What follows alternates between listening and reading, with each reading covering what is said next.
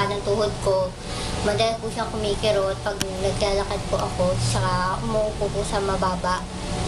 O kaya tinataas ko ng mataas, mas madalas po siyang makirot.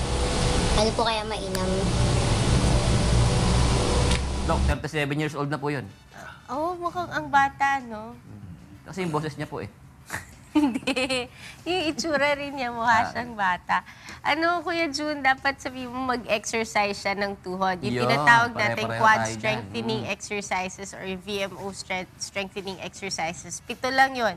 Yung una, o yan si Rina, para paano yung mga straight quad leg ano? raising exercises. Ikaw na, Doc. You can do straight leg raising exercises, cross adduction, ball squeeze, resisted knee flexion extension. Ball squeeze, wall- alam ko yung may bola Oo, dito. tapos wall squats, tapos ano, ang tawag doon, heel raises or calf raises, and then ano yung pang pito?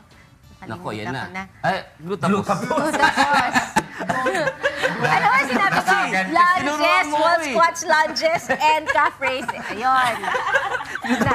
Na-stress ako Ay, bigla. ay, ay, ay. Pwede niyang tingnan yun. Ah. Pwede niyang tingnan siguro sa Sa Google. internet. Oo. Oo. Pangalan nun, quad strengthening exercises. Quad strengthening exercises. Saka gagawa ng feature dyan si Rina. Di ba, Rina? Oo, yan. Tama yan. Sige. Yan na, para pagka nagtinanong yan, play. Oo. Ganun ka. Para, Next time, isama natin sa Maganda Fitness yun. 101, di ba? Tama Sama yan, natin sama sa mo Fitness yun. 101, yes. so, yan ang umpisahan niya na exercise muna. Kasi bata pa siya eh.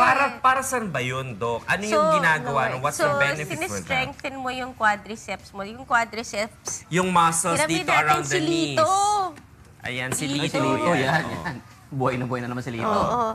Yan. Kasi ito yung quadriceps natin. No? It's Okay. made up of 4 muscles. Naka-attach siya dito sa tinatawag nating kneecap. No? Okay. So yung kneecap natin, hindi naman yan nakadikit yan sa tuhod. No? It glides back and forth. And then it presses down on your femur o yung thigh bone natin as you bend your knee. So ang gusto mo, central yung pag-track ng kneecap mo.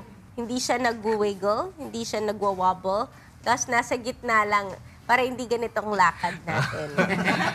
So, pinapalakas mo yung BMOs mo, yung quadriceps mo para mas maganda yung tracking ng patella. Okay. So, yun lang.